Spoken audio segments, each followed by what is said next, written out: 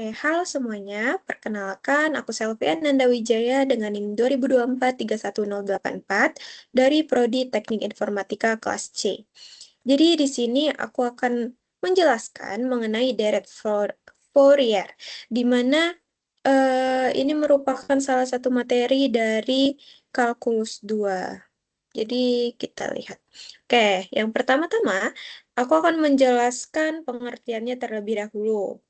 Jadi deret Fourier ini merupakan representasi dari fungsi periodik sebagai jumlah dengan fungsi sinus dan kosinus. Dengan kata lain, fungsi periodik yang rumit dapat ditulis ulang sebagai gabungan gelombang sederhana dengan frekuensi yang berbeda. Selanjutnya terdapat rumus umum tentunya. Jadi di sini rumus umumnya itu dengan periode 2pi, di mana fx sama dengan A0 plus sigma n sama dengan 1, an cos nx plus bn sin nx. Jadi di sini ada cos dan juga sin. Di mana di sini ada penjelasan mengenai A0, an dan juga bn.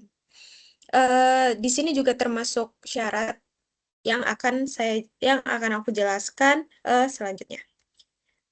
Jadi di sini ada manfaat penggunaannya, yaitu yang pertama menganalisis sinyal, contohnya itu getaran dan juga suara. Lalu ada pemrosesan gambar atau audio, lalu ada kompresi data. Tentunya terdapat syarat untuk menggunakan deret Fourier ini. Jadi yang pertama itu terbatas, yang kedua itu bersifat periodik, dan yang terakhir itu bersifat integrable. Ini adalah fungsi contoh, yaitu contoh dari fungsi tangga. Jadi di sini ada fx 1 dan juga min 1. Dimana 1 ini min pi, lebih kecil dari x, lebih kecil dari 0. Sedangkan min 1 itu x lebih besar dari 0 dan juga lebih kecil dari pi. Dan jika diubah menjadi periodik, itu dapat dilihat seperti ini. Jadi fx plus 2pi sama dengan fx. Nih, di sini termasuk fungsi ganjil karena f min x sama dengan min fx. Dan juga hanya mengandung komponen sinus karena n-nya ganjil seperti di bawah ini. Yaitu n-nya 1, 3, dan 5. Lalu, di sini ada penjelasan dari slide sebelumnya, yaitu bersifat ganjil, komponennya sinus karena n-nya ganjil. Jika genap, itu akan menggunakan komponen kosinus, serta bisa diaplikasikan pada kontrol sistem. Sedangkan di sini terdapat jenisnya, yaitu jadi di sini terdapat 3 jenis, yaitu jika penuh menggunakan sin dan cos, jika fungsinya genap itu menggunakan kosinus, dan jika fungsinya ganjil itu menggunakan sinus. Selanjutnya itu saya sudah mencari tahu dan juga sudah melihat bagaimana deret Fourier ini digunakan pada salah satu contoh, yaitu asisten suara. Jadi asisten suara ini sering kita gunakan dan juga sering kita lihat dan serta sering kita aplikasikan pada kehidupan sehari-hari, di mana kita juga membantu dalam penggunaan program begitu. Jadi di sini cara kerjanya itu yang pertama ada perekaman suara di mana pengguna berbicara. Lalu ada preprocessing, yaitu mengubah suara dari bentuk waktu menjadi frekuensi.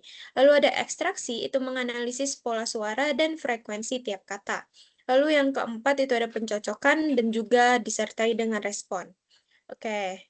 Jadi pada preprocessing ini, Fourier itu mulai digunakan untuk menghapus noise frekuensi tertentu dan menangkap frekuensi yang penting. Jadi pada pencocokan juga data frekuensi dibandingkan dengan database suara seperti model AI.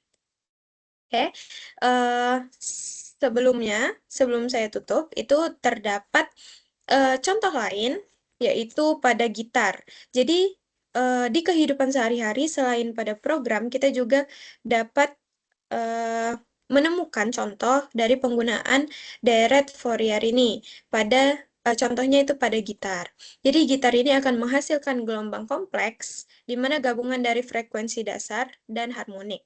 Lalu Fourier ini memisahkan gelombang tersebut menjadi komponen sinusoidal namanya. Jadi ini mempermudah analisis nada hingga deteksi masalah, yaitu contohnya lengan gitar atau yang lainnya. Nah, itu dia dua contoh penggunaan deret Fourier pada program dan juga pada barang yang kita gunakan sehari-hari ataupun yang kita gunakan untuk berrekreasi. Begitu saja, saya tutup. Terima kasih. Wassalamualaikum warahmatullahi wabarakatuh.